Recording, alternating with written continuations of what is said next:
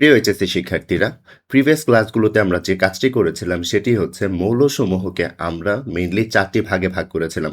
তাই তো একটি ছিল এস ব্লক মৌল, আরেকটি ছিল পি ব্লক মৌল, আরেকটা ছিল ডি ব্লক মৌল এবং লাস্ট যেটি ছিল সেটি ছিল এফ ব্লক মৌল।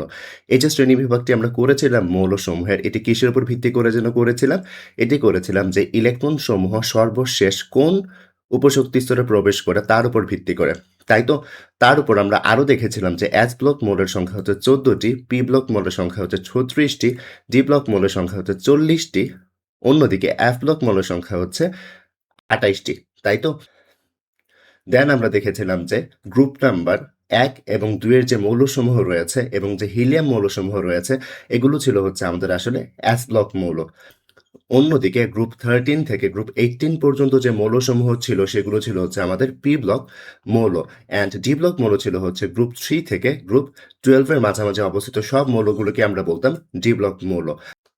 আর এফ ব্লক ছিল হচ্ছে গ্রুপ 3 এর যে মৌলসমূহ রয়েছে, অর্থাৎ পর্যায় 7 থেকে পর্যায় 6 পর্যন্ত যে মৌলসমূহ গ্রুপ 3 তে অবস্থিত থাকে তাকে আমরা এফ ব্লক মৌল বলেছিলাম, রাইট? তো এই যে এস ব্লক মৌলসমূহ ছিল তারা যেন কারা কারা ছিল? তারা ছিল গ্রুপ নাম্বার 1 এর যে ধাতুগুলো রয়েছে অর্থাৎ ক্ষার ধাতু, গ্রুপ 2 এর মৃৎক্ষার ধাতু এবং গ্রুপ 18 এর হিলিয়াম ছিল হচ্ছে আমাদের এস ব্লক মৌল। তাই তো এই যে 14টি মৌল ছিল এগুলোই ছিল হচ্ছে আমাদের এস ব্লক মৌল, রাইট? অন্যদিকে আমরা যদি হচ্ছে পি ব্লক মৌলের কথা বলতে চাই, তাহলে পি ব্লক মৌলগুলো কারা ছিল? গ্রুপ 13 থেকে গ্রুপ 18 পর্যন্ত যে মৌলসমূহ রয়েছে সেগুলো ছিল হচ্ছে আমাদের পি ব্লক মৌল, রাইট? অন্যদিকে ডি ব্লক মৌল যেন কয়টা ছিল? 40টি। সো এই যে ডি ব্লক মৌলগুলো ছিল 40টি, এগুলো যেন কোনগুলো ছিল? এগুলো ছিল হচ্ছে গ্রুপ 3 থেকে গ্রুপ 12 পর্যন্ত যে মৌলগুলো রয়েছে সেগুলো ছিল হচ্ছে আমাদের পি ব্লক মৌল, তাই তো? দুঃখিত, ডি ব্লক মৌল। তো এই যে ডি ব্লক মৌলগুলো ছিল, এই ডি ব্লক মৌলগুলো কোথায় ছিল? পর্যায় 4, পর্যায় 5, পর্যায় 6 এবং পর্যায় 7 এ। এই যে এখানে 40টি মৌল ছিল সেগুলো ছিল আমাদের ডি ব্লক মৌল, রাইট? দেন লাস্টে যেটি ছিল সেটি হচ্ছে এফ ব্লক মৌল। যদি বলতে চাই এফ ব্লক মৌল, এফ ব্লক মৌল কারা ছিল? এফ ব্লক মৌল যারা ছিল তারা হচ্ছে এই যে ল্যান্থানাইট সিরিজের যে সবগুলো মৌল রয়েছে সেগুলো ইনক্লুডিং লুটেশিয়াম, অর্থাৎ লুটেশিয়াম আর এই যে যৌগগুলো রয়েছে মৌলগুলো রয়েছে তারা ছিল হচ্ছে ল্যান্থানাইটের, তাই তো? ল্যান্থানাইট সিরিজের এগুলো সবগুলোই ছিল এফ ব্লক মৌল, তাই তো? এবং এই যে এখানে দেখতে পাচ্ছ অ্যাক্টিনাইট সিরিজ, অ্যাক্টিনাইট সিরিজেরও হচ্ছে সবগুলো মৌলই হচ্ছে এফ ব্লক মৌল বলতে পারবো, ইনক্লুডিং লরেনশিয়াম, বাট শুধুমাত্র এখানে 2টা মৌল বাদ যাবে, তাই তো? পড়ে এসেছিলাম যে অ্যাক্টিনাইট এবং থোরিয়াম হচ্ছে আমাদের এফ ব্লক মৌল না, তাই তো? তাহলে এফ ব্লক মৌল 28টি ছিল, তারা কারা কারা? এই যে ল্যান্থানাইট সিরিজের সবগুলো মৌল ইনক্লুডিং লুটেশিয়াম এবং অ্যাক্টিনাইট সিরিজের এই যে এই দুটি মৌল বাদে ইনক্লুডিং লরেনশিয়াম হচ্ছে আমাদের ছিল হচ্ছে এফ ব্লক মৌল। তো আজকের এই ক্লাসে আমরা বেসিক্যালি কি পড়বো? আজকের এই ক্লাসে আমরা যেটি পড়বো সেটি হচ্ছে আমরা যে দেখো এস ব্লক মৌল, পি ব্লক মৌল, ডি ব্লক মৌল, এফ ব্লক মৌল পড়েছি, তাদের আসলে প্রত্যেকটা ব্লক ভিত্তিক কিছু কমন রাসায়নিক ধর্ম রয়েছে। আজকের এই ক্লাস লেকচারটিতে আমরা হচ্ছে এই রাসায়নিক ধর্মগুলোই পড়বো। আর যদি ডিটেলসে বলতে চাই, আজকের এই ক্লাস লেকচারে আসলে আমরা এই সবগুলো মৌলের বা সবগুলো ব্লকের হচ্ছে রাসায়নিক ধর্ম পড়বো না। আজকে হচ্ছে আমরা যেটা পড়বো শুধুমাত্র এস ব্লক যে মৌলসমূহ রয়েছে তাদেরই রাসায়নিক ধর্ম পড়বো। তো চলো ক্লাস লেকচারটি শুরু করা যাক। তো এস ব্লক মৌলতে আমরা মেইনলি যেটি দেখেছিলাম সেটি হচ্ছে গ্রুপ 1, গ্রুপ 2 এবং গ্রুপ 18 এর হিলিয়াম ছিল আমাদের এস ব্লক মৌল, যার মধ্যে গ্রুপ 1 কে আমরা বলতাম ক্ষার ধাতু এবং গ্রুপ 2 এর যে মৌলসমূহ রয়েছে তাদেরকে আমরা বলতাম মৃৎক্ষার ধাতু। অন্যদিকে হিলিয়াম যে 18 নম্বর গ্রুপে রয়েছে সে 18 নম্বর গ্রুপকে আমরা বলতাম নিষ্ক্রিয় গ্যাস, রাইট? তো চলো শুরুতে আমরা ক্ষার ধাতুর যে রাসায়নিক ধর্ম রয়েছে তা একটু দেখে আসি। তো দেখো এই যে প্রথম যে কোয়েশ্চেনটা সেটা হচ্ছে গ্রুপ 1 এর যে মৌলসমূহ রয়েছে তাদেরকে আসলে ক্ষার ধাতু বলা হয় কেন? ব্যাপারটা আসলে খুবই সিম্পল, কারণ এই যে গ্রুপ 1 এর যে মৌলসমূহ রয়েছে তাদের একটা বৈশিষ্ট্য রয়েছে। বৈশিষ্ট্যটি হচ্ছে তারা পানির সাথে তীব্রভাবে বিক্রিয়া করে তারা সবল ক্ষার ধাতব হাইড্রোক্সাইড গঠন করে এবং হাইড্রোজেন গ্যাস বিমুক্ত করে দেয়, অর্থাৎ হাইড্রোজেন গ্যাস ছেড়ে দেয়। তো আসলে কি বোঝাতে চাচ্ছে একটু খেয়াল করো। ধরো তুমি একটা ক্ষার এখানে কি নিয়েছো? লিথিয়াম নিয়েছো। তো লিথিয়ামের বৈশিষ্ট্য হচ্ছে সে হচ্ছে 2 মোল লিথিয়াম 2 মোল পানির সাথে বিক্রিয়া করে। পানির সাথে বিক্রিয়া করে যেটি হয় একটু খেয়াল করো, এইখানে OH আছে কয়টি? OH এখানে 2টি রয়েছে না? এবং H ও কয়টি রয়েছে? 2টি রয়েছে, রাইট? এবং লিথিয়াম রয়েছে 2টি। তো 2টা লিথিয়ামের সাথে 2টা OH যুক্ত হয়ে যেটা তৈরি হয় সেটি হচ্ছে 2 লিথিয়াম হাইড্রোক্সাইড। আর অন্যদিকে এই যে এখানে দেখতে পাচ্ছ 2H, এখানে এটা H2 হিসেবে গ্যাস হিসাবে বের হয়ে যায়। তো এতে করে তোমাদের যেটি উৎপন্ন হলো সেটি হচ্ছে লিথিয়াম হাইড্রোক্সাইড। আর আমরা জানি লিথিয়াম হাইড্রোক্সাইড হচ্ছে একটা ক্ষার। সো যেহেতু এখানে ক্ষার উৎপন্ন হচ্ছে গ্রুপ 1 এর ধাতুগুলো দিয়ে পানির সাথে বিক্রিয়ার মাধ্যমে, তাই তাকে বলা হয় ক্ষার ধাতু। তাই হচ্ছে গ্রুপ 1 এর যে মৌলসমূহ রয়েছে তাদেরকে বলা হয় ক্ষার ধাতু। তো এক্সাম্পল হিসেবে আমরা আরো কয়েকটি দেখতে পারি। দেখো, ধরো তোমার কাছে সোডিয়াম রয়েছে। তো দুটি সোডিয়াম 2 অণু পানির সাথে বিক্রিয়া করে দেখো সোডিয়ামও দুটি রয়েছে, হাইড্রোক্সাইডও দুটি রয়েছে। অর্থাৎ 2 মল অফ সোডিয়াম হাইড্রোক্সাইড তৈরি হবে। আর এইদিকে যে 2H ছিল এটি হচ্ছে H2 গ্যাস হিসেবে বের হয়ে যাবে। দেন দেখো, পটাশিয়াম যদি হচ্ছে বিক্রিয়া করে তাহলে আবারও সেম 2 মোল পটাশিয়াম 2 মোল পানির সাথে বিক্রিয়া করবে, যেখানে হচ্ছে 2 মোল পটাশিয়াম আসলে 2 মোল OH যেটি রয়েছে তার সাথে বিক্রিয়া করে 2KOH তৈরি করবে বা পটাশিয়াম হাইড্রোক্সাইড তৈরি করবে। আর এখানে যে 2H ছিল সেটি হচ্ছে H2 হিসেবে বিমুক্ত হয়ে যাবে। তো তাহলে আমরা দেখতে পারলাম গ্রুপ 1 এর যে মৌলসমূহ রয়েছে বা ধাতুসমূহ রয়েছে তাদেরকে ক্ষার ধাতু বলা হয়। কেন বলা হয়? কারণ তারা পানির সাথে তীব্রভাবে বিক্রিয়া করে ক্ষার উৎপন্ন করতে পারে। আশা করি বুঝতে পেরেছ। তো এবার চলো গ্রুপ 2 তে আমরা মুভ করি। তো আমরা পড়ে এসেছিলাম গ্রুপ 2 তে থাকা যে মৌলসমূহ রয়েছে তাদেরকে আমরা বলি মৃৎক্ষার ধাতু। বাট এখন কোয়েশ্চেনটি হচ্ছে তাদেরকে আসলে মৃৎক্ষার ধাতু কেন বলা হয়? একটু খেয়াল করো। এই যে গ্রুপ 2 এর যে মৌলসমূহ রয়েছে তার মধ্যে ম্যাগনেসিয়ামকে আসলে মাটিতে পাওয়া যায়। মাটিতে কিভাবে পাওয়া যায়? ম্যাগনেসিয়ামকে আসলে ম্যাগনেসিয়াম অক্সাইড এবং ম্যাগনেসিয়াম কার্বনেট হিসেবে মাটিতে পাওয়া যায়। এবং সিমিলার ওয়েতে ক্যালসিয়াম যেটি রয়েছে ক্যালসিয়ামকেও হচ্ছে ক্যালসিয়াম অক্সাইড এবং ক্যালসিয়াম কার্বনেট হিসেবে মাটিতে পাওয়া যায়। যেহেতু এখানে ম্যাগনেসিয়াম এবং ক্যালসিয়ামের যে অক্সাইড অর্থাৎ ম্যাগনেসিয়াম অক্সাইড এবং ক্যালসিয়াম অক্সাইড এবং ম্যাগনেসিয়াম এবং ক্যালসিয়ামের যে কার্বনেট অর্থাৎ ম্যাগনেসিয়াম কার্বনেট এবং ক্যালসিয়াম কার্বনেটকে আমরা মাটিতে পাচ্ছি, তাই এই গ্রুপের যে যৌগসমূহ রয়েছে, দুঃখিত আমি যৌগ বলছি বারবার, মৌলসমূহ রয়েছে তাদেরকে বলা হয় মৃৎক্ষার ধাতু। মৃৎ মানে হচ্ছে আসলে মাটি। মাটি, তাই যেহেতু এগুলোকে মাটিতে পাওয়া যায় তাই এদেরকে বলা হয় মৃৎক্ষার ধাতু। তো আমরা কিভাবে লিখতে পারি যে গ্রুপ 2 নম্বর গ্রুপের যে মৌলসমূহ রয়েছে তাদের মাঝখানে ম্যাগনেসিয়াম এবং ক্যালসিয়াম যেটি রয়েছে এর অক্সাইড এবং কার্বনেট লবণ মাটিতে থাকে, তাই তাকে বলা হয় মৃৎক্ষার ধাতু। আশা করি এতটুকু পার্ট বুঝতে পেরেছ। তো এখন একটু লক্ষ্য করো এদের মাঝখানে আসলে ম্যাগনেসিয়াম এবং ক্যালসিয়ামের মাঝখানে ক্যালসিয়াম হচ্ছে আরেকটা বৈশিষ্ট্য দেখায়, সেটি হচ্ছে ক্যালসিয়াম হচ্ছে 2 অণু পানির সাথে বিক্রিয়া করতে পারে। ক্যালসিয়াম কি করতে পারে? 2 অণু পানির সাথে বিক্রিয়া করতে পারে। বিক্রিয়া করে ক্যালসিয়াম হাইড্রোক্সাইড এবং H2 গ্যাস মুক্ত করতে পারে। সো এই বিক্রিয়াটি একটু মাথায় রাখবে। তো এই ছিল হচ্ছে গ্রুপ 1 কে কেন হচ্ছে আমরা ক্ষার ধাতু বলি এবং গ্রুপ 2 এর যে মৌলসমূহ রয়েছে তাদেরকে কেন আমরা মৃৎক্ষার ধাতু বলি তার অ্যান্সার। এবার চলো অ্যাস ব্লক মৌলসমূহের যে সাধারণ ধর্মাবলী রয়েছে সেগুলো একটু দেখে ফেলি। অ্যাস ব্লক মৌলসমূহ অর্থাৎ গ্রুপ 1, গ্রুপ 2 এর মৌলসমূহ এবং হিলিয়াম যেটি রয়েছে তাদের যে বৈশিষ্ট্যটি সেটি হচ্ছে দেখো তারা হচ্ছে নিম্ন গলনাঙ্ক এবং স্ফুটনাঙ্ক বিশিষ্ট ধাতু। অর্থাৎ তাদেরকে তুমি কম তাপে গলাতেও পারবে এবং ফুটাতেও পারবে। গলনাঙ্ক কি? গলাতে যে তাপ লাগে। স্ফুটনাঙ্ক কি? তাকে ফুটাতে যে তাপ লাগে। যেহেতু নিম্ন গলনাঙ্ক এবং স্ফুটনাঙ্ক তার মানে তাকে গলাতে এবং ফোটাতে বেশি একটা তাপের প্রয়োজন হবে না। দ্বিতীয় জিনিসটি সেটি হচ্ছে তারা হচ্ছে নরম ও নমনীয় ধাতু। কি বোঝাতে চাচ্ছি একটু খেয়াল করো। সোডিয়াম কিন্তু আমাদের গ্রুপ 1 এর একটা মৌল, তাই তো? তার মানে সে অ্যাস ব্লক মৌল। তাহলে সেও তো নরম এবং নমনীয় হবে, তাই না? তো এখন নরম এবং নমনীয় বলতে আসলে কি বোঝাচ্ছি দেখো, সোডিয়াম অর্থাৎ গ্রুপ 1 এর যে ধাতুটি রয়েছে বা বলতে পারি অ্যাস ব্লক যে মৌলটি রয়েছে এই মৌলটিকে আসলে চাইলেই হচ্ছে ছুরি দিয়ে কাটা যায়। তো তুমি বুঝতে পারছো কোন একটা ধাতুকে বা মেটালকে তুমি হচ্ছে ছুরি দিয়ে কেটে ফেলতে পারছো। তার মানে হচ্ছে সেটা অনেক নরম ও নমনীয়। তাই বলা যায় যে অ্যাস ব্লক মৌলসমূহ যারা রয়েছে তারা হচ্ছে নরম এবং নমনীয় হয়ে থাকে। অন্যদিকে অ্যাস ব্লক মৌলসমূহের মধ্যে গ্রুপ 1 এর যে ক্ষার ধাতুগুলো রয়েছে তারা হচ্ছে M+ গঠন করে, আর গ্রুপ 2 এর যে ধাতুগুলো রয়েছে তারা M2+ আয়ন তৈরি করতে পারে। কারণটা খুবই সিম্পল দেখো, গ্রুপ 1 এর যে ধাতুগুলো রয়েছে তাদের যোজনী কত 1 এবং গ্রুপ 2 এর যে ধাতুগুলো রয়েছে তাদের যোজনী 2, বা বলতে পারি গ্রুপ 1 এর যে ধাতুগুলো রয়েছে তাদের যোজ্যতা স্তরে একটা ইলেকট্রন থাকে, আর গ্রুপ 2 এর যে হচ্ছে ধাতুগুলো রয়েছে তাদের যোজ্যতা স্তরে 2টি ইলেকট্রন থাকে। তো যেহেতু গ্রুপ 1 এর যে যোজ্যতা স্তরে একটা ইলেকট্রন আছে, সো সে যখন বিক্রিয়া করবে সে একটা ইলেকট্রন ছেড়ে দিয়ে M+ ক্যাটায়নে রূপান্তর হয়ে যাবে, বা বলতে পারি hydrogen plus, lithium plus, sodium plus, potassium plus, rubidium plus, caesium plus, francium প্লাসে হচ্ছে কনভার্ট হয়ে যাবে। আর অন্যদিকে গ্রুপ 2 এর যে ধাতুগুলো রয়েছে তাদের কত? তাদের হচ্ছে যোজ্যতা স্তরে ইলেকট্রন থাকে 2টি, বা তাদের যোজনী এক্ষেত্রে 2। তো এক্ষেত্রে আমরা বলতে পারি গ্রুপ 2 এর যে ধাতুগুলো রয়েছে তারা 2টি ইলেকট্রন ত্যাগ করবে।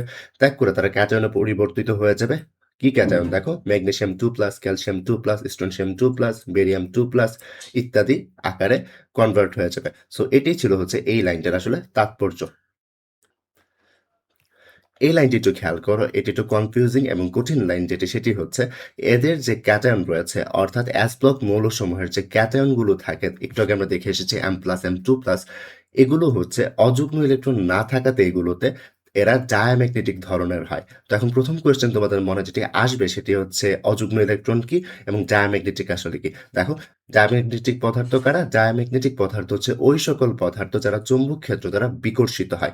অন্যদিকে প্যারাম্যাগনেটিক পদার্থ হচ্ছে ওই সকল পদার্থ যারা চৌম্বক ক্ষেত্র দ্বারা আকর্ষিত হয়। তাহলে কি বললাম? তাহলে বললাম দুইটা জিনিস বলেছি, একটা হচ্ছে ডায়াম্যাগনেটিক পদার্থ হচ্ছে ওই সকল পদার্থ যারা চৌম্বক ক্ষেত্র দ্বারা বিকর্ষিত হয়, অন্যদিকে প্যারাম্যাগনেটিক পদার্থ হচ্ছে ওই সকল পদার্থ যারা হচ্ছে চৌম্বক ক্ষেত্র দ্বারা আকর্ষিত হয়। এগুলো নিয়ে আমরা ডিটেলসে পরেও দেখব।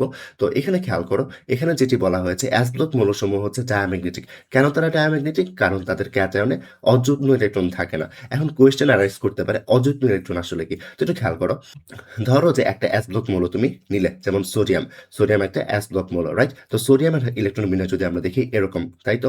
তো এখন যদি হচ্ছে সোডিয়ামের যে ক্যাটায়ন রয়েছে ওটা লিখতে চাও, দেখো সোডিয়াম 1 নম্বর গ্রুপের, তার যোজ্যতা স্তরে একটা ইলেকট্রন রয়েছে, তাই এখানে Na+ গঠন করবে, রাইট? তো এখানে খেয়াল করো তো Na+ এ কয়টা ইলেকট্রন থাকবে? 10টা ইলেকট্রন থাকবে। আর সোডিয়ামে কয়টা থাকবে? 11 ইলেকট্রন, তাই তো? তো একটা ইলেকট্রন কমাতে হবে। তো এখানে যেটি হবে 3s1 এর যে ইলেকট্রনটি রয়েছে সেটি সরে যাবে, অর্থাৎ বের হয়ে যাবে। দেন 3s 0 হয়ে যাবে, রাইট? তো এভাবেই তো আমরা আয়ন লিখেছি। তো একটু খেয়াল করে এখানে যেটি হয়েছে দেখো, এইখানে 2টা ইলেকট্রন রয়েছে, এইখানেও 2টা ইলেকট্রন রয়েছে, এখানে 6টা ইলেকট্রন রয়েছে। দেখো, এখানে 2টা ইলেকট্রন রয়েছে, মানে তার মানে হচ্ছে তারা জোড়ায় আছে, তাই না? অন্যদিকে এখানেও 2টা ইলেকট্রন রয়েছে, জোড়াতে রয়েছে। এখানেও দেখো জোড় সংখ্যকই ইলেকট্রন রয়েছে, তার মানে হচ্ছে তারা জোড়ায় জোড়ায় রয়েছে, তাই না? এখানে কোনো অযুগ্ম ইলেকট্রন নেই। বাট দেখো, যখন আমরা সোডিয়াম নিয়েছিলাম তখন কিন্তু 3s1 ছিল, তার মানে সে জোড়াই ছিল না, সে ছিল হচ্ছে অযুগ্ম অবস্থায়। এই যে এখানে দেখো জোড়াই ছিল না, অর্থাৎ একলা ছিল, এই ব্যাপারটাকে বলা হয় অযুগ্ম ইলেকট্রন। অযুগ্ম ইলেকট্রন কি? অযুগ্ম ইলেকট্রন হচ্ছে একটা ইলেকট্রন সিঙ্গলি বসে থাকা অযুগ্ম ইলেকট্রন বা আনপেয়ার্ড ইলেকট্রন। বাট এখানে দেখো সবাই কি জোড়ায় জোড়ায় রয়েছে, কেউ কিন্তু এখানে অযুগ্ম ইলেকট্রন নেই। সো আসলে যেটি হয় সেটি হচ্ছে কোনো একটা জিনিসকে ডায়াম্যাগনেটিক তখনই বলতে পারবো যখন তার যে ক্যাটায়নটি রয়েছে সেই ক্যাটায়নে যদি কোনো অযুগ্ম ইলেকট্রন না থাকে, তখন তাকে আমরা বলবো ডায়াম্যাগনেটিক। তো এই ক্ষেত্রে দেখো সোডিয়াম প্লাস যেটি রয়েছে তাতে কি কোনো ধরনের অযুগ্ম ইলেকট্রন রয়েছে বা সিঙ্গেল ইলেকট্রন রয়েছে? সবাই তো জোড়ায় জোড়ায় রয়েছে। যেহেতু এখানে কোনো অযুগ্ম ইলেকট্রন নেই, অর্থাৎ সবাই জোড়ায় জোড়ায় রয়েছে, তাই তাদেরকে বলবো ডায়াম্যাগনেটিক পদার্থ। যদি এমন হতো তার ক্যাটায়নে হচ্ছে একটা সিঙ্গেল ইলেকট্রন রয়েছে, তখন বলতাম অযুগ্ম ইলেকট্রন রয়েছে ক্যাটায়নে এবং সে হচ্ছে প্যারাম্যাগনেটিক। সো ব্যাপারটা হচ্ছে আরেকটা এক্সাম্পলের মাধ্যমে বুঝে নাও। দেখো, ধরো তোমার কাছে পটাশিয়াম রয়েছে 1s2, 2s2, 2p6, 3s2, 3p6, 4s1, তাই তো? পটাশিয়াম ইলেকট্রন বিন্যাস তো আমরা এভাবেই করি। তো তার যে হচ্ছে ক্যাটায়ন রয়েছে, ক্যাটায়নটিকে এরকম। তো এখানেও দেখো, এখানে কিন্তু হচ্ছে কোথাও কোনো সিঙ্গেল ইলেকট্রন নেই, তাই না? বা অযুগ্ম ইলেকট্রন নেই। যেহেতু এখানে কোনো অযুগ্ম ইলেকট্রন নেই, কোথায় নেই? ক্যাটায়নে নেই। ক্যাটায়নে যেহেতু অযুগ্ম ইলেকট্রন নেই, তার মানে সে হচ্ছে ডায়াম্যাগনেটিক পদার্থ, বা বলতে পারি সে চৌম্বক ক্ষেত্র দ্বারা বিকর্ষিত হবে। তো এটাই ছিল হচ্ছে ডায়াম্যাগনেটিক এর ব্যাপার-স্যাপার। তারপর যে ব্যাপারটি সেটি হচ্ছে দেখো, অ্যাস ব্লক মৌলসমূহের মধ্যে গ্রুপ 1 এর মৌলগুলো থেকে গ্রুপ 2 এর যে মৌলগুলো রয়েছে তাদের আয়নীকরণ শক্তি বেশি হয়। আসলে ব্যাপারটা কি? ব্যাপারটা হচ্ছে এরকম, ধরো তুমি একটা ধাতু থেকে একটা ইলেকট্রন বের করে নিবে বা 2টা ইলেকট্রন বের করে তাকে তুমি হচ্ছে M+ এ রূপান্তর করবে। তো দেখো, তো এখানে যেটি হয় সেটি হচ্ছে, ধরো তুমি একটা ধাতু থেকে একটা ইলেকট্রন বের করে M+ এ রূপান্তর করবে। তার মানে হচ্ছে এখান থেকে তুমি ওই ধাতুটা, M ধাতুটা থেকে তুমি একটা ইলেকট্রন বের করে ফেলতে চাচ্ছ। সো একটা ধাতু থেকে তুমি একটা ইলেকট্রন বের করে ফেলবে, তাকেও তো কিছু ব্যাক দিতে হবে, তাই না? তার থেকে তুমি যেহেতু ইলেকট্রন বের করে ফেলছো, তাকে তোমার শক্তি দিতে হবে, রাইট? তো তার মানে হচ্ছে কোনো একটা ধাতু থেকে ইলেকট্রন বের করে ফেলতে গেলে তাতে শক্তি দিতে হয়।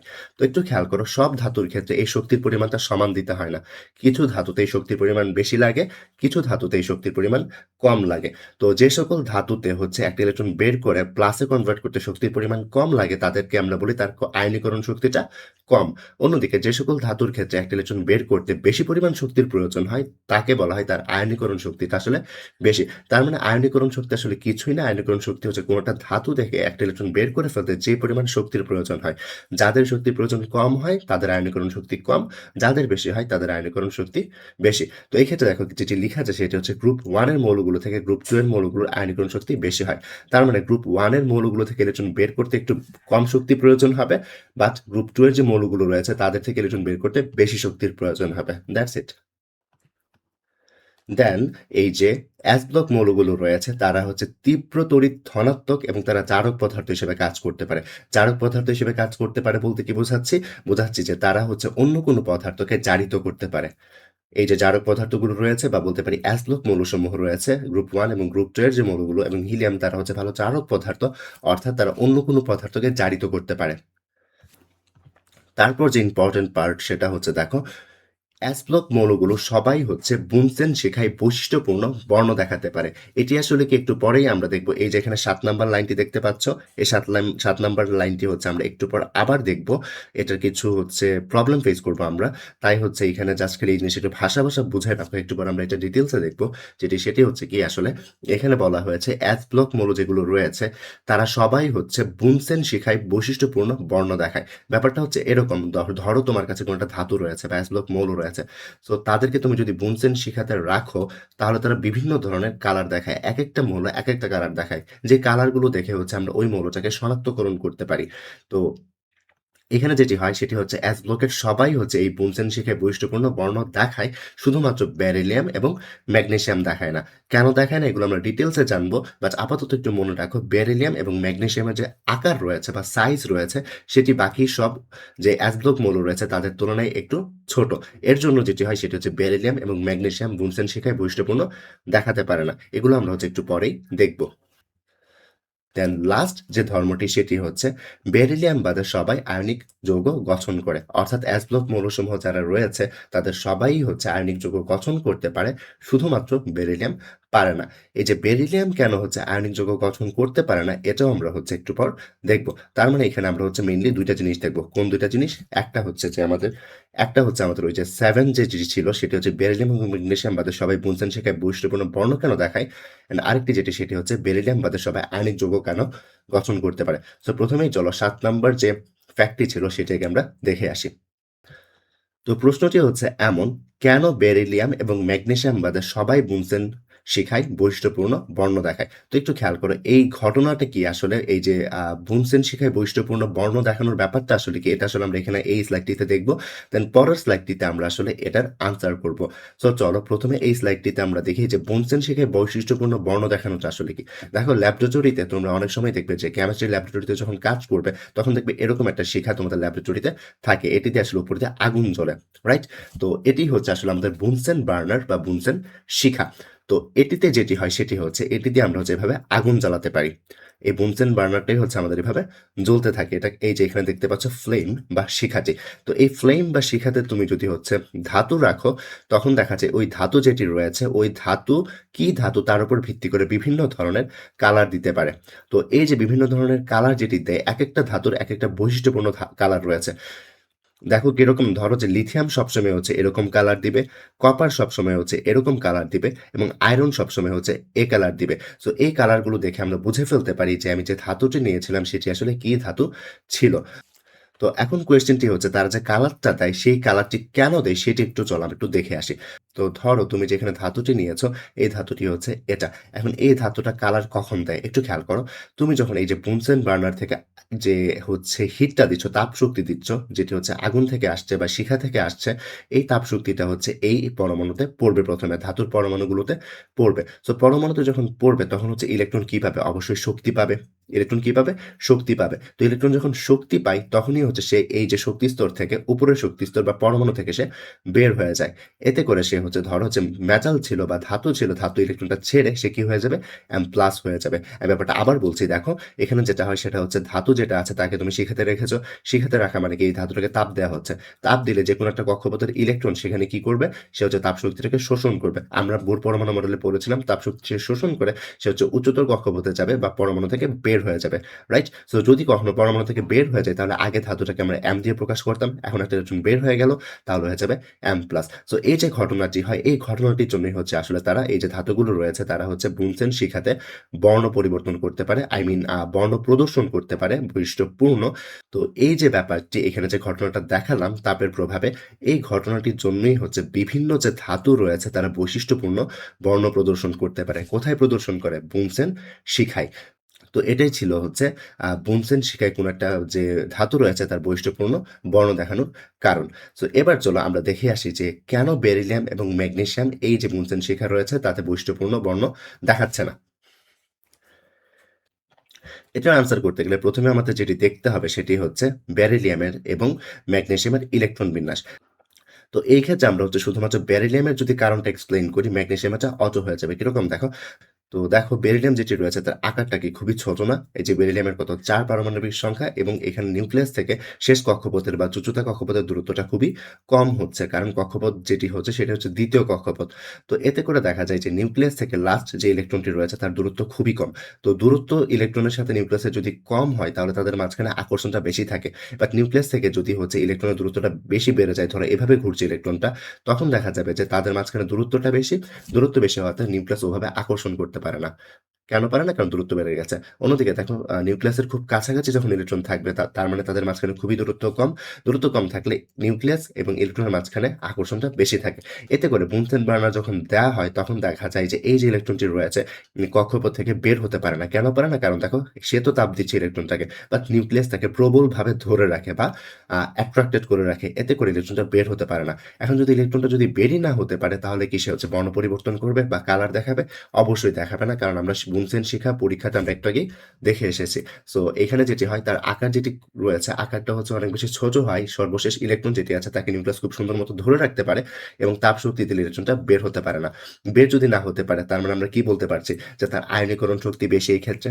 কারণ আয়নীকরণ শক্তি কি ছিল? ইলেকট্রন বের করতে যে পরিমাণ শক্তি প্রয়োজন হয়, রাইট? তো এখানে যেহেতু ইলেকট্রন আমরা বেরই করতে পারছি না তার মানে তার আয়নীকরণ শক্তিটা বেশি। তার এই যে এত বেশি পরিমাণ আয়নীকরণ শক্তি এই যে বুনসেন বার্নার যেটি রয়েছে সেই বুনসেন বার্নার থেকে দেওয়া সম্ভব হয় না। তো সামারি হিসেবে কি বলতে পারি? সামারি হিসেবে এটি বলতে পারি বেরিলিয়াম এবং ম্যাগনেসিয়ামের যে আকার রয়েছে সে আকারটি ছোট হওয়াতে নিউক্লিয়াস এবং ইলেকট্রনের যে দূরত্ব অর্থাৎ যোজ্যতা স্তরের ইলেকট্রনের যে দূরত্ব সেটি খুবই কম হয়। কম হওয়াতে যেটি হয় তাদের আয়নীকরণ শক্তির মানটা বেশি হয়। কেন বেশি হয়? কারণ এই যে ইলেকট্রনগুলো হচ্ছে নিউক্লিয়াসের অনেক কাছাকাছি থাকাতে ইলেকট্রনটি আসলে বের হতে পারে না। কারণ নিউক্লিয়াসটি আকর্ষণ করে রাখে। তো এই যে নিউক্লিয়াসের যে আকর্ষণটি রয়েছে এই আকর্ষণের কারণে তাদের আয়নীকরণ শক্তির মান বেশি হয়ে যায়। অর্থাৎ ইলেকট্রনটাকে বের করতে বেশি পরিমাণ শক্তির প্রয়োজন হয়।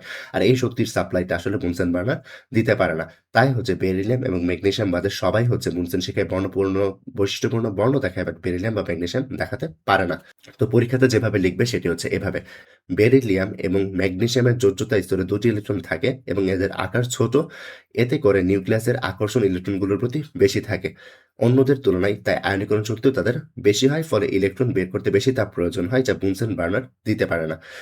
তো আমাদের যে ৭ নাম্বার বৈশিষ্ট্যটা ছিল সেটি কিন্তু এখানে আমরা দেখেছি। বাট ৮ নাম্বারে আমরা যেন কি দেখেছিলাম? দেখেছিলাম যে বেরিলিয়াম হচ্ছে আয়নিক যৌগ গঠন করতে পারে না। তো বেরিলিয়াম কেন আয়নিক যৌগ গঠন করতে পারে না? এটা যদি একটু দেখো বেরিলিয়াম তার ছোট আকারের জন্য বেরিলিয়াম 2+ এ কনভার্ট হতে পারে না।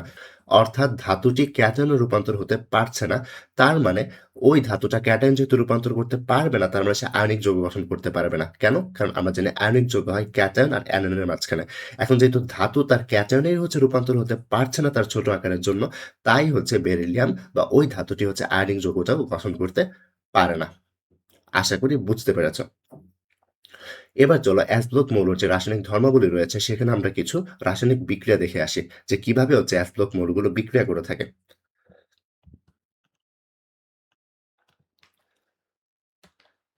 এই যে এস ব্লক মৌলসমূহ রয়েছে তাদের যে একটা বৈশিষ্ট্য সেটি হচ্ছে তারা হচ্ছে অধাতু এর সাথে আয়নিক যৌগ গঠন করতে পারে। কি বলছি? এস ব্লক যে মৌলসমূহের যে ধাতুগুলো রয়েছে তারা অধাতু এর সাথে আয়নিক যৌগ গঠন করতে পারে। কিরকম দেখো? অধাতু বলতে আমরা বোঝাচ্ছি এখানে hydrogen, oxygen, nitrogen, halogen. Halogen বলতে কি কি? হ্যালোজেন বলতে এই যে গ্রুপ ১৭ নম্বর গ্রুপের যে হচ্ছে মৌলসমূহ রয়েছে সেগুলো যেমন ফ্লোরিন, ক্লোরিন, ব্রোমিন, আয়োডিন এবং অন্যদিকে তারা হচ্ছে কার্বন অধাতুর সাথে হচ্ছে বিক্রিয়া করতে পারে। তো এস ব্লক মৌলগুলো কাদের সাথে বিক্রিয়া করবে? হাইড্রোজেন, অক্সিজেন, নাইট্রোজেন, হ্যালোজেন এবং কার্বনের সাথে। হ্যালোজেন কারা? গ্রুপ 17 যে মৌলসমূহ রয়েছে বা এই ক্ষেত্রে অণু নিয়েছি, অণুগুলো রয়েছে যেমন ফ্লোরিন, ক্লোরিন, ব্রোমিন, আয়োডিন তাদের সাথে বিক্রিয়া করতে পারে। তো চলো একটি করে হচ্ছে বিক্রিয়া দেখে ফেলি। তো এই ক্ষেত্রে যেটি মনে রাখবে সেটি হচ্ছে দেখো এই পাশে আমরা যেটি করব, এই পাশে হচ্ছে আমরা গ্রুপ 1 যেটি রয়েছে, গ্রুপ 1 S ব্লক মৌলগুলো রয়েছে তাদের বিক্রিয়া দেখব। এপাশে দেখব গ্রুপ 2 যেগুলো রয়েছে অর্থাৎ মৃৎক্ষার ধাতু যেগুলো রয়েছে তাদের বিক্রিয়াগুলো দেখব। এখানে একটু ভুল রয়েছে, এটা আসলে X হবে, এটা H হবে না, এটা হবে হচ্ছে X। তো ১ম এ যেটি হয় সেটি হচ্ছে দেখো, তুমি যখন হচ্ছে কোনো একটা ধাতুকে মানে গ্রুপ 1 এর ধাতু আমি আগেই কিন্তু বলে নিয়েছি, এই বাম পাশেরটা হচ্ছে গ্রুপ 1 এর জন্য আর ডান পাশেরটা হচ্ছে গ্রুপ 2 এর জন্য। তো দেখো তুমি যখন গ্রুপ 1 এর ধাতু যেটিকে আমরা M দ্বারা প্রকাশ করছি, এই যে ধাতুকে ২ টা ধাতুকে তুমি যখন ২ টা হাইড্রোজেনের সাথে বিক্রিয়া করবে তখন 2MH বা ২ টা ধাতব হাইড্রাইড তৈরি হয়। কিরকম দেখো, ধরো তুমি ২ টা সোডিয়ামের সাথে ২ টা হাইড্রোজেনের বিক্রিয়া করেছো। বিক্রিয়া করলে 2NaH বা 2 সোডিয়াম হাইড্রাইড তৈরি হবে। অন্যদিকে যখন তারা হ্যালোজেনের সাথে বিক্রিয়া করবে, হ্যালোজেনের সাথে বিক্রিয়া করার সময় সেম বিক্রিয়াটাই হবে। দেখো ২ টা ধাতু হ্যালোজেনের সাথে বিক্রিয়া করবে, বিক্রিয়া করে হচ্ছে 2MX বা বলতে পারি ২ অণু ধাতব হ্যালাইড তৈরি করতে পারে। কিরকম দেখো, ধাতু হিসেবে যদি আমরা ২ টা সোডিয়াম নেই এবং হ্যালোজেন হিসেবে যদি আমরা ক্লোরিন নেই, তাহলে তারা কি তৈরি করবে? তুমি তো দেখেই বুঝতে পারছো যে এখানে 2NaCl তৈরি হবে, তাই না? বা ২ টা সোডিয়াম ক্লোরাইড তৈরি হবে। বিক্রিয়াগুলো আসলে খুবই সিম্পল। অ্যান্ড দেন যেটি হবে সেটি হচ্ছে অক্সিজেনের সাথে বিক্রিয়া। দেন কি হবে? অক্সিজেনের সাথে বিক্রিয়া। এখানে আমি হাইড্রোজেন লিখে রেখেছি। এটা হবে আসলে অক্সিজেনের সাথে বিক্রিয়া। দেন যেটি হবে অক্সিজেনের সাথে বিক্রিয়া। তো দেখো অক্সিজেনের সাথে যখন বিক্রিয়া হয় তখন ৪ টি ধাতু এক অণু অক্সিজেনের সাথে বিক্রিয়া করে ২ টা ধাতব অক্সাইড তৈরি করতে পারে। কিরকম? এক্সাম্পল নিলে আমরা দেখতে পারি, দেখো ধরো যে ৪ টা সোডিয়াম ধাতু তার সাথে হচ্ছে ২ টা অক্সিজেন বিক্রিয়া করবে। তাহলে বিক্রিয়া করে কি তৈরি হবে? 2NO2 অক্সাইড বা বলতে পারি ২ অণু সোডিয়াম অক্সাইড। এবার চলো যে গ্রুপ 2 এর যে মৌলসমূহ রয়েছে তাদের রাসায়নিক বিক্রিয়া দেখি। দেখো ধরো তোমার কাছে হচ্ছে গ্রুপ 2 এর যে মৌলগুলো রয়েছে তাদেরকে আমরা G দিয়ে ধাতুগুলোকে প্রকাশ করলাম। তো G দিয়ে যখন প্রকাশ করি দেখো সে যদি হচ্ছে ২ অণু, সে যদি হচ্ছে ১ অণু হাইড্রোজেনের সাথে বিক্রিয়া করে তাহলে সিম্পলি হচ্ছে ধাতব হাইড্রাইড তৈরি হবে বা GH2 তৈরি হবে। কি বোঝাতে চাচ্ছি? ধরো যে তোমার কাছে এই যে এখানে G রয়েছে, G মানে কি? আমরা ২ নাম্বার গ্রুপের কোনো একটা মৌল যেমন হচ্ছে ম্যাগনেসিয়াম। ম্যাগনেসিয়ামের সাথে যদি H2 যুক্ত হয় তাহলে তুমি নিজেই বলো, দেখো এখানে ম্যাগনেসিয়ামের যোজনী ২, তাহলে তার জন্য হাইড্রোজেন কয়টা লাগবে? ২ টা লাগবে। অর্থাৎ সে ম্যাগনেসিয়াম ২ টা হাইড্রোজেনের সাথে যুক্ত হয়ে MgH2 তৈরি করবে বা ম্যাগনেসিয়াম হাইড্রাইড তৈরি করবে, রাইট? দেন সিমিলার ওয়েতে যখন হচ্ছে গ্রুপ 2 এর যে ধাতু রয়েছে সে যখন ২ টা হ্যালোজেনের সাথে বিক্রিয়া করবে তখন সে আবার কি তৈরি করবে? GX2, simple, right? তো এখানে G এর জায়গায় আমরা যদি ম্যাগনেসিয়াম নেই, হ্যালোজেনের জায়গায় আমরা যদি ক্লোরিন নেই, তাহলে কি তৈরি হবে? ম্যাগনেসিয়াম ক্লোরাইড, কারণ ম্যাগনেসিয়ামের যোজনী ২, সে হচ্ছে ২ টা ক্লোরিনের সাথে যুক্ত হবে, সিম্পল। অন্যদিকে ম্যাগনেসিয়াম যদি হচ্ছে তোমার অক্সিজেনের সাথে বিক্রিয়া করে, এটা কিন্তু হাইড্রোজেন না, এটা আমি ভুল লিখেছি, এটা হবে অক্সিজেন। ম্যাগনেসিয়াম যদি হচ্ছে বা বলতে পারি যে গ্রুপ 2 এর যে মৌলসমূহ রয়েছে তারা যদি অক্সিজেনের সাথে বিক্রিয়া করে, সে যেটি তৈরি করে হচ্ছে ধাতব অক্সাইড। কিরকম? ধরো তুমি ২ টা ম্যাগনেসিয়াম নিয়েছো, ম্যাগনেসিয়ামের সাথে অক্সিজেনের বিক্রিয়া হচ্ছে। তো বিক্রিয়া হলে তারা কি তৈরি করবে? 2 ম্যাগনেসিয়াম অক্সাইড। খুবই সিম্পল। তো আশা করি এই যে রাসায়নিক বিক্রিয়াগুলো রয়েছে সেগুলো বুঝতে পেরেছ। এবার চলো আরো কিছু রাসায়নিক বিক্রিয়া দেখে আসি। এখানে আমরা কি দেখব? এই পাশে হচ্ছে গ্রুপ 1 এর সাথে আর এই পাশের বিক্রিয়াগুলো আমরা লিখব হচ্ছে গ্রুপ 2 এর জন্য। আশা করি এতটুকু তোমরা আগেই মনে আছে। তো একটু খেয়াল করে এখানে যখন হচ্ছে গ্রুপ 1 এর মৌলগুলো যে মেটালগুলো রয়েছে সেগুলো যখন নাইট্রোজেনের সাথে বিক্রিয়া করে, কিভাবে বিক্রিয়া করে? দেখো ৬ অণু ধাতু ১ অণু নাইট্রোজেনের সাথে বিক্রিয়া করে, তারা হচ্ছে ২ অণু ধাতব নাইট্রাইড তৈরি করতে পারে। তারা কি করে? আমি আবারও বলছি ৬ অণু ধাতু ১ অণু নাইট্রোজেনের সাথে বিক্রিয়া করে ২ অণু ধাতব নাইট্রাইড তৈরি করতে পারে। এক্সাম্পল হিসেবে যদি দেখি, দেখো মেটাল হিসেবে আমরা সোডিয়াম নিলাম, অর্থাৎ ৬ অণু এখানে সোডিয়াম নিলাম এবং ১ অণু নাইট্রোজেন গ্যাস নিলাম। নিলে তারা যেটা তৈরি করবে সোডিয়াম নাইট্রাইড। কত অণু? ২ অণু। আশা করি বুঝতে পেরেছ। আবার কার্বনের সাথে যখন বিক্রিয়া করে, ধরো ২ অণু ধাতু বিক্রিয়া করবে ২ অণু কার্বনের সাথে। বিক্রিয়া করে তারা যেটি তৈরি করবে ধাতব কার্বাইড। এটাকে বলা হয় ধাতব কার্বাইড। তো এখানে যেটি হয়, এই যে ধাতব কার্বাইড রয়েছে, এই ধাতব কার্বাইডের সাথে যদি আমরা হচ্ছে ২ অণু পানি দিই, তাহলে যেটি তৈরি হয় সেটা হচ্ছে ধাতব হাইড্রোক্সাইড। সো কি বোঝাতে চাচ্ছি একটু বিক্রিয়ার মাধ্যমে দেখো, দেখো এখানে কি মেটাল ২ টা নিয়েছি না? তো ধরো ২ টা সোডিয়াম নিয়েছো, এখানে ২ টা কার্বন নিয়েছো, এখানেও ২ টা কার্বন নিয়েছো। তো কি তৈরি হবে? এই যে ধাতব কার্বাইড না? বা বলতে পারি এখানে সোডিয়াম কার্বাইড তৈরি হবে। এই যে সোডিয়াম কার্বাইডটি রয়েছে, এই সোডিয়াম কার্বাইড বা এখানে ধাতব কার্বাইড যেটি ছিল তার সাথে পানি যোগ করেছিলাম না? তো এখানে আমরা সোডিয়াম কার্বাইডের সাথে পানি যোগ করলাম। যোগ করলে কি উৎপন্ন হওয়া উচিত? যোগ করলে মেটাল হাইড্রোক্সাইড, রাইট? বা ক্ষার উৎপন্ন হওয়া উচিত। তো এখানে যেটি হবে সোডিয়াম হাইড্রোক্সাইড। তারপর ধাতুকে যদি হচ্ছে পানির সাথে বিক্রিয়া করানো হয়, এটা কিন্তু আমরা আগেই দেখে এসেছি ২ অণু ধাতু ২ অণু পানির সাথে বিক্রিয়া করে মেটাল হাইড্রোক্সাইড তৈরি করে ২ অণু এবং হাইড্রোজেন গ্যাস বিমুক্ত করে, রাইট? সো এই ক্ষেত্রে মেটালের জায়গায় আমরা যদি সোডিয়ামকে উদাহরণ হিসেবে নিই আর হচ্ছে ২ অণু পানি বসাই তাহলে আমরা কি পাবো? ২ অণু সোডিয়াম হাইড্রোক্সাইড এবং হাইড্রোজেন গ্যাস।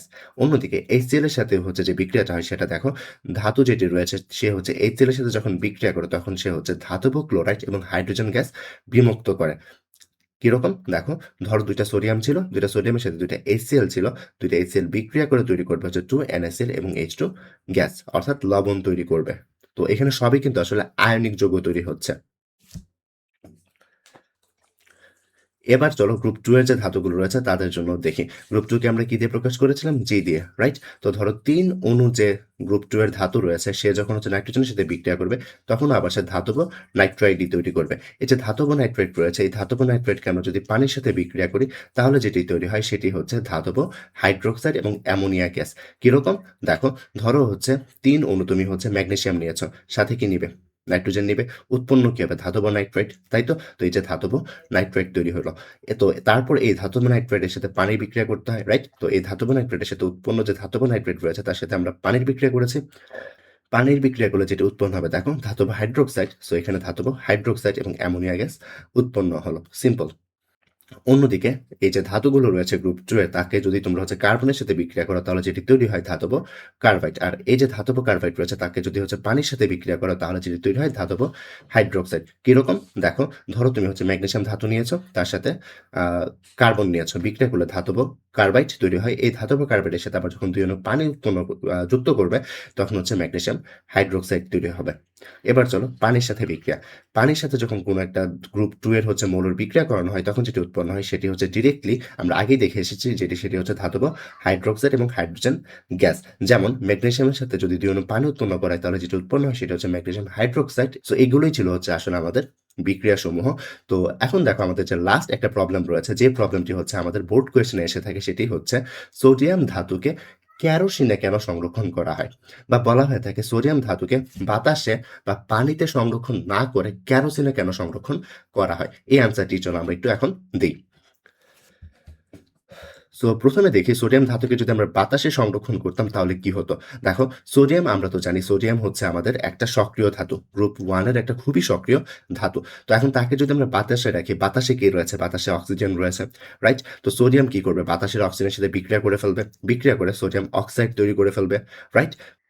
তো এই যে সোডিয়াম অক্সাইডটি রয়েছে, এই সোডিয়াম অক্সাইডটা বাতাসে উপস্থিত কার্বন ডাই অক্সাইডের সাথে আবার বিক্রিয়া করে।